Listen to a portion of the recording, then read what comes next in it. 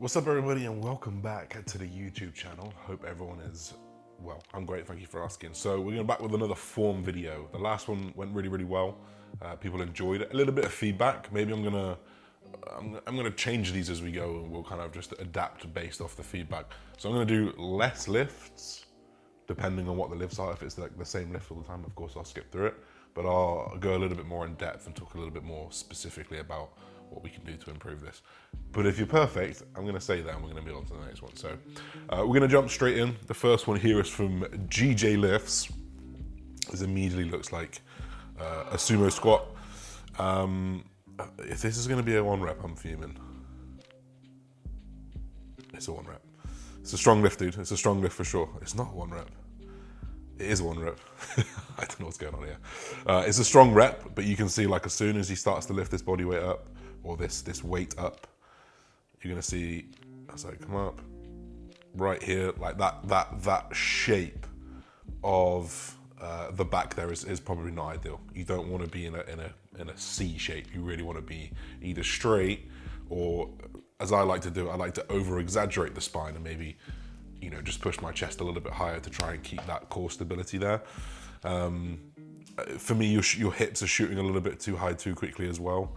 So you just want to make sure that, you know, you really, in a sumo position where you start at that bottom, you want to bring your hips down and you want to keep your hips there, and then you want to extend the hip as you come past the knee. But for me, all of these, I don't know whether it's the belt throwing it off, but it just looks like your lower back is a little bit curved for me. But you're still going on the weight that I said was 1 rep, so I'm impressed with that anyway. So we're gonna come on to free range Munir. This guy's been in my DMs for absolutely years, so it's the least I could do. I think this is 5 plates, or is it 4? So you see the things that just fall down at the bottom. Those that he's got in there are like clips for barbells, and all he's done there is put it between where the weight loads with the rubber pad, like in this position, so you don't start too low. If you put the buffers in there, you start in a safer position. That's all you saw drop off then. I would personally sit this seat 1 higher. Your arm puff is pretty good, but I would like to just see that a little bit more target on the upper. You know what, it's not too bad. It's not too bad at all. This or like 1 down is gonna be absolutely fine. Of course, someone walks across right here. But you can see this is what's getting towards true failure, and you can see that short range where he stops at where he finishes at the top. You know, you can see that is fatiguing quickly, and that is the perfect example of what we talk about when I say in my videos, the short range fails, you know, quickest, which is why you want to tax it first. This is a great shortening exercise because you come right across and you also converge. But you can see that is literally what I say. You know, you can see he fails here at the top. He's not failing here. He's still got strength here, which is why you'd go on and tax those a little bit later on down the line. But overall, that's a really good lift. Another thing that he could potentially do here, just as we run it back, is that he could put his feet on blocks. So you can see that he's right up on his tiptoes. It's not too bad, but he's up on his tiptoes. But if you put on 2 like plates or some wooden blocks or anything that you've got there, you can just offer you a little bit more stability. So you can kind of like reach into that exercise a little bit more and push with your feet. But overall, dude, like this is a really good lift. You should be happy with it. So we're gonna come on to Theo Mulenga Fitness. So this is a lat pull down alternative with the D handle. I personally would try and get this cable a lot higher, so you're pulling from a higher distance and make it a little bit more vertical. So you could also sit on this bench, it offer you a little bit more stability as well. But the concept of this pull is really good. I think it's very good for an isolation. If you haven't got a actual Nautilus pull down or anything with a free moving handle, you know, you could use this because it's the perfect thing. I would say the weight's a little bit too light for you. You're moving that really quickly in that concentric phase.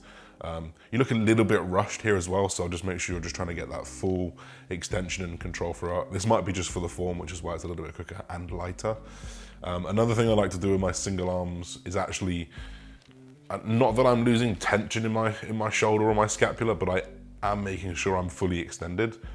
Maybe not so much that I'm protracting at the shoulder, but you got to think the lat wraps right around into the back of that delt there, and actually that process, you know, it is part of the lat. So if you're stuck here, or I should say stuck here, rather than getting up to here, you may, you know, what's the difference? A couple percent. Is it going to make a difference over a long time? Maybe there'll be more difference then.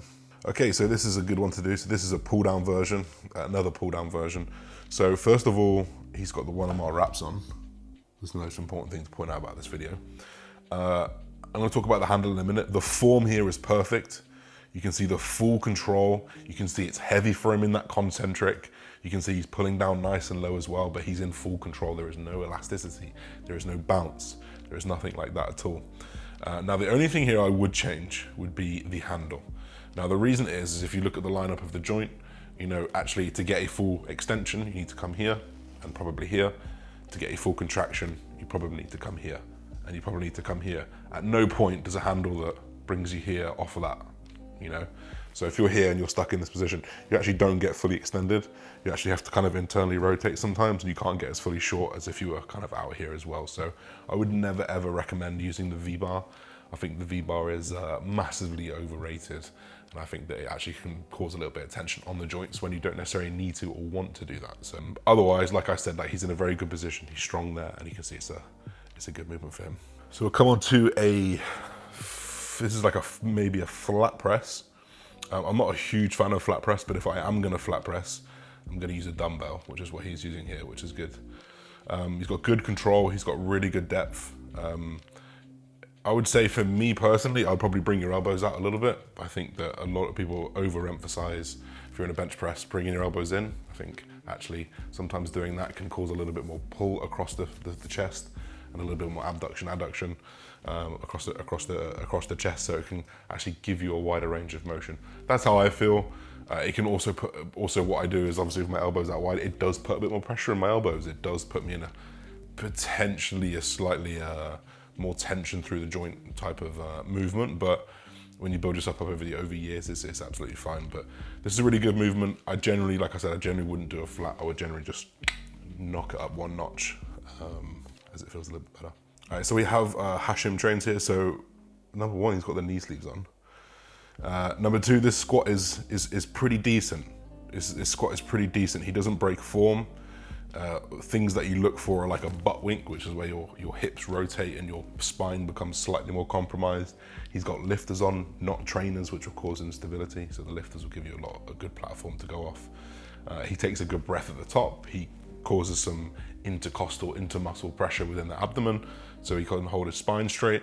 He breaks parallel. This is a really good squat, and this is, you know, this also highlights a reason with a hack squat is that I bet you could go a little bit lower on a hack squat, you know? But the squat here is actually, for him, I would have no issues programming him a squat because his mobility is there, his range of motion is there, that it's going to be effective. The only thing you'd have to monitor is how much fatigue is that set giving him, and that's pretty much it. So that's honestly really, really good. So we're going to come on to a reverse banded Smith press, which is one of my favorite movements. We did this in the last video as well. So this guy definitely has this a little bit too tight here. I would probably try and drop that at least 2 notches on that daisy chain here. So the way that this is set up is at the top here, you've got the daisy chain that's wrapped around it. The band is in between the daisy chains, and the daisy chain is just connected with a carabiner or a carabiner. All you want to do there is just extend it 2 notches, and you're going to find that matches the resistance profile a little bit better, and you do load that length and range a little bit more, because you can find that if you have the band a little bit too tight, you will miss out on that length and range movement, and you won't load as much as perhaps if you had had that band a little bit lower. And for me, I actually just took my band down 2 notches, and I dropped loads of weight on it, but I can feel it the next day in my not necessarily the length and range, but I can feel it in that pec when I'm fully stretched out, and I can feel that I was taxed nicely in that movement. So the control on this is good. The power on this is good. Just drop that notch, drop that daisy chain down 2 notches. So we'll just go through a couple more here. We'll go on to Lewis here, which looks like he's either going to do a row, an RDL, or a deadlift. He is going to row it, is my guess. No, he's not. He's going to stiff leg it. Form is really good. If you could get a little bit lower without compromising that lower back, then do it. But this is pretty good. Like, you know, hips are shifting back when the weight is coming down. I think I can see you getting a little bit quicker now as it's getting harder. So just make sure you're owning the eccentrics and you're controlling it the whole way, even as you get fatigued.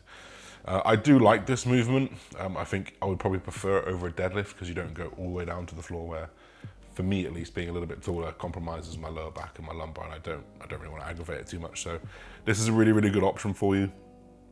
Form is good. Let's get some more weight on that, boy. 3 plates is definitely on the horizon for you. Here we go. I can already see this guy's legs are long. I can see he's got a long femur, and look how like the distance between his hip and his knee is really long. This is going to be an awkward lift for him. I can already see. Oh, he's already got the yeah, so he's made the best out of a bad situation here. So his long legs, without that hip flexion that he's put in there with the band and the foam roller behind the shoulder pads right here, there's no way that he's getting that low.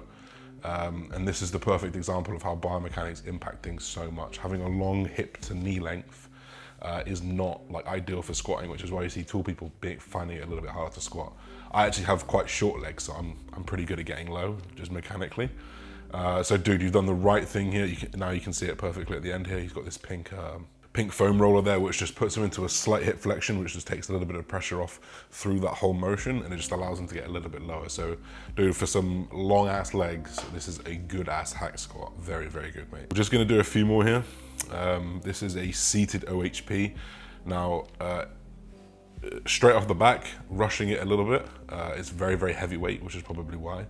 But I think that actually, as it's getting heavier, you're actually a little bit more in control, which is pretty good.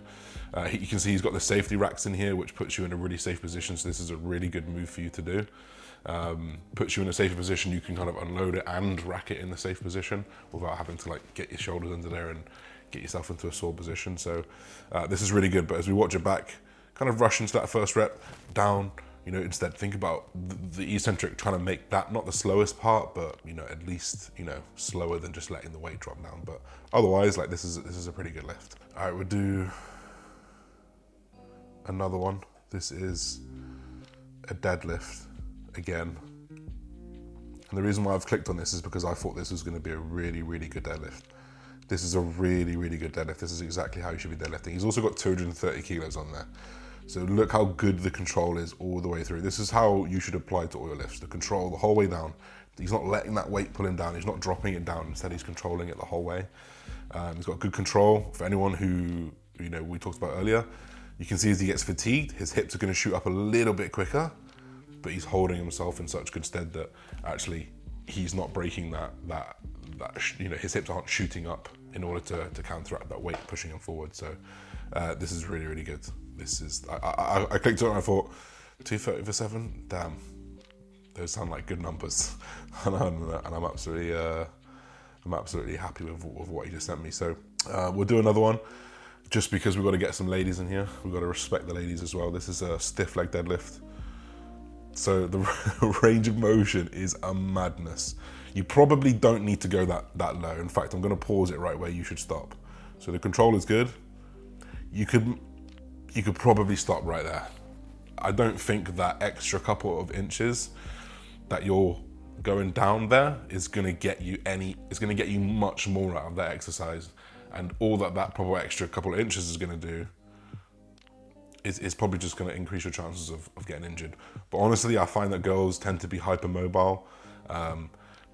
It actually doesn't look that bad. Like your lumbar is completely intact the whole way through on this lift. And like you're training really fucking hard as well, which is obviously a bonus here. But you know what? Like this is a perfect lift. Just make sure you're not rushing those first ones like you were getting there. And as it gets heavier, you start to get a bit of control. But honestly, beast mode. That's real strong, solid. All right, so there's a lot of deadlift there.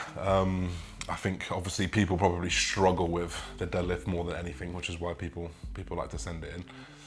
But yeah, I hope you guys took a little bit of value from that. I'll try to go a little bit deeper each time. Hopefully we'll get some different exercises on next time as well that we can talk about, but hopefully you can get a little bit of an insight as to how to just improve, like, because you can take the advice off one of those sets and apply like, the main principles, you know, across every exercise. So just make sure you're doing that.